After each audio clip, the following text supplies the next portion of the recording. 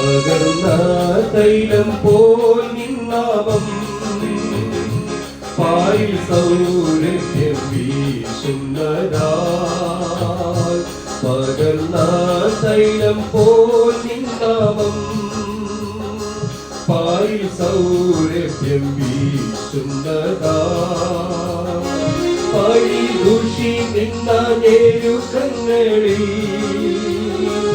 എന്നെ സുഗന്ധമായി മാറ്റിടലേ.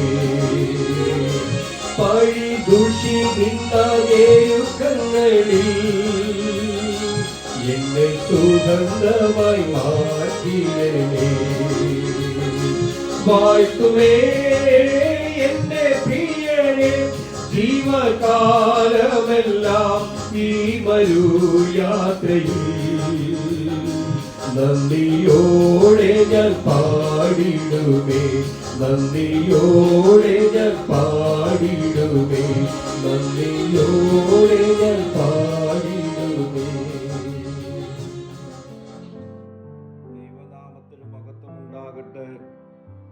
ഇന്നത്തെ പ്രഭാത ധ്യാനത്തിനായി 42-ാം സങ്കീർത്തനം 6-ാം വാക്യം.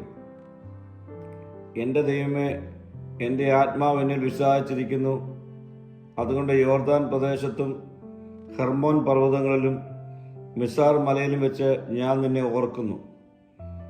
ദൈവത്തിൻ്റെ സാന്നിധ്യത്തിൽ നിന്ന് ശാരീരികമായോ ആത്മീയമായോ മാനസികമായോ അകന്നിരിക്കുന്നതിൻ്റെ വികാരത്തെ ഈ വാക്യം നമ്മെ ഓർമ്മിപ്പിക്കുന്നു. അതേസമയം ദൈവം എല്ലായിടത്തും പ്രാപ്യമാണെന്നും നമ്മെ ഉറപ്പിക്കുകയും ചെയ്യുന്നു. സങ്കീർത്തനക്കാരൻ്റെ ആത്മാവ് വീണുപോയതിനാൽ അവൻ ദൈവത്തെ ഓർക്കുന്നു.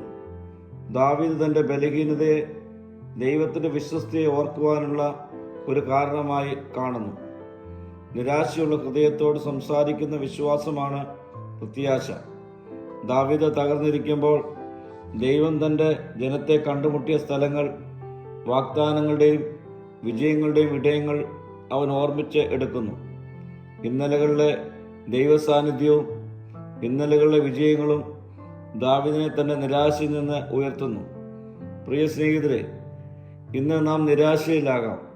എന്നാൽ ഇന്നലകളിൽ ദൈവം നമുക്ക് നൽകിയ വിജയങ്ങളുടെ ഇടങ്ങളുണ്ട്.